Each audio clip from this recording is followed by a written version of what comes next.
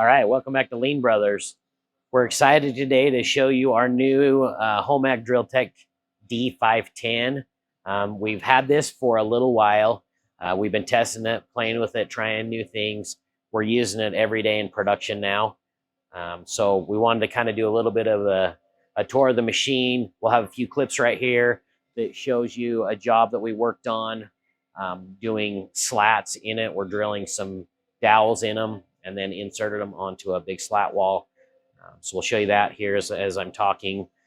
But now I want to kind of show you this machine, tell you a little bit about it. So we have another drill and down machine. It's a smaller one. We've showed you in the past, I believe. It's just a 4-foot version. We decided to order this new version, and this is actually the machine that replaced the vertical CNC, the V500. We decided to do that because we like the capabilities of this machine for drilling purposes.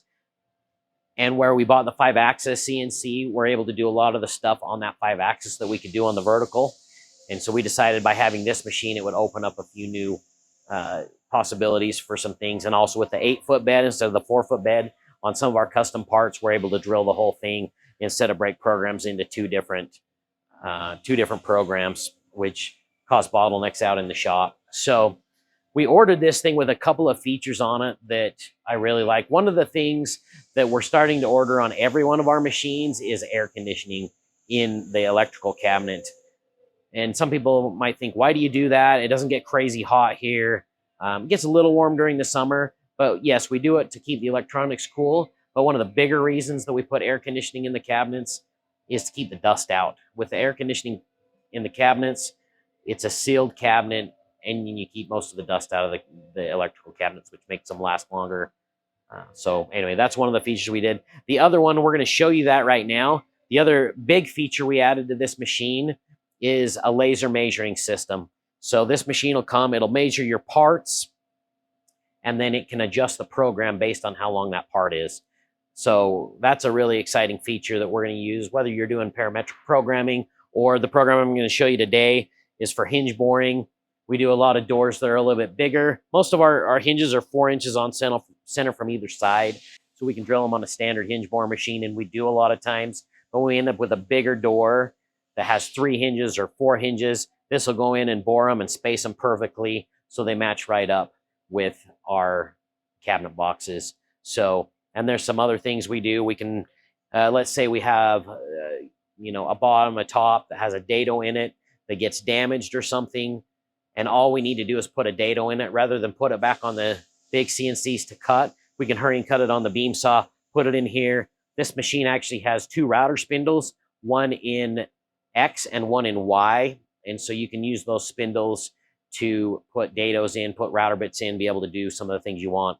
The other thing that we'll do with this is 5-piece textured melamine doors. So it's got a saw blade in it. We can do dados, we can do jump dados and doweling and make a 5-piece textured melamine door very easily on this. We did it on the vertical and we made it successful, but this will be a lot more accurate. So kind of opened up the possibilities for that. So one of the things I want to show you here, so we have an iPad, and in this iPad, when we start up, it's a super simple program. We use Google Slides, and in Google Slides, we just created this little slide, and in that, we can go in, show our startup procedure. We'll add to this. We can go into jobs, and I'm going to go into cabinet parts here. And inside of this is some barcodes. So the nice thing is you can scan a barcode straight off of this iPad. And so if I want to load this hinge board program, I can just scan that, scan what zone I want it in, and you can see it loaded that. Now I'm going to measure the workpiece on this. Which it also tells you to turn that on. Yeah, we're trying to make this so that all the information's right here. So we'll take this door, put it in, hit the pedal, and you're going to watch this come, and it's going to measure that workpiece with the laser. And then it's going to come in, and it's going to drill. We already drilled this door, so you can see that it's drilling perfectly where it needs to be. Now we can take that door out. I'm going to scan it again here. I don't have dual part processing on right now, so we'll scan that again. Maybe I don't know how to run this machine. There we go. You can see this is a smaller door when you compare it to this one.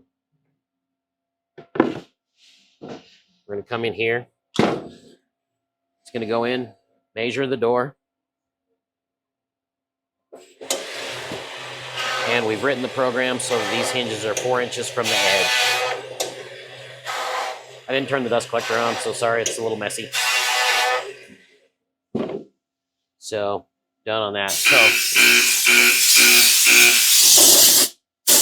So no matter what size door you get your perfectly aligned hinges. And we can change the program where the hinges go, and it'll bore it how you want it. And again, if we have a door over, I believe it's 42 inches, it'll add a third hinge right in the middle, perfectly spaced, so we don't have to do it manually. It's a lot quicker and more accurate. You can see some of the other things. Whenever you get a machine, the day you get the machine is the day it should be at its worst. There's always things that you can make better. So one of the first things we did, we have these really long clamps on here, and those clamps get in the way. Like if we were to leave these clamps back, I can take this off, and you can see how far they'll go clear into the edge of the fence in here. Well, if I was to do that and I was boring this door, you can see that I could drill right through that clamp. And so we decided just to make us, these are just little blocks of wood. We painted them so they look nice. Got some of these hand tightening screws on Amazon. And now that holds back. That will hold, most of the time, the clamps being back here will hold our work pieces just great. So anyway, a few of the other things this machine has, and you'll see it in the other video, we were using some really thick pieces of wood. Those thick pieces of wood, the whole clamping system will come up and down automatically, so you don't have to manually adjust them, so it comes up automatically to thickness. So anyway, we're excited about this machine. So far, it's been really nice. We've been able to write some cool programs. We have dado program. We have, if we want to do a 3/4 back instead of a 1/4 inch back, we want to change that out for, we use that a lot of times in like a stain cabinet situation. We can do that. You know, we even have a custom program that our guy wrote for our megaboard hooks. So if we want to make hooks for our megaboard, we can put it right in here. He put a big note, must use the jig for megaboard. We have a little jig we'll sit on here so that we won't route down into our table. Anyway, super versatile machine. We're excited about it. Let us know if you have any questions, and we'll continue to show you some features that we're using with it. So there's lights on the front. What do those like lit up and did different things? What are they for? Yeah, so the lights actually show you where the workpiece should go. So they'll light up and say, hey, put the workpiece right here. On there, they actually light up, like if we're drilling nailers and they're little, and let's say we're using the zones here, there'll be 2 lights lit up so you can put them in the zone. So it just shows you what part you should do, and it'll actually color coordinate it on the screen so you know which side of a part. Let's say we had end drilling in this here and here. One would show up, let's say, green or yellow. The other one would show up red, and so you know which way to orient the part in the machine. So you said the clamping moves up and down automatically, but what height can it do? I would have to double check. I think it'll do 2 or 3 inches. I can't remember exactly. I have to double check the specs, but it does quite thick. How much was it? This machine was somewhere, I'm trying to remember with the features we added, somewhere 130 to 150,000. And what is your ROI going to be on the machine? Like how long?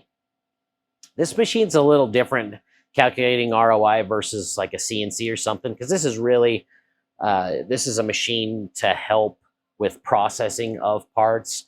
And so it's not constantly running things like other machines will. We're going to actually put this in our new work cell that we're creating in our expansion, and it'll really get used a lot. But I would guess our ROI will be 18 months to 2 years.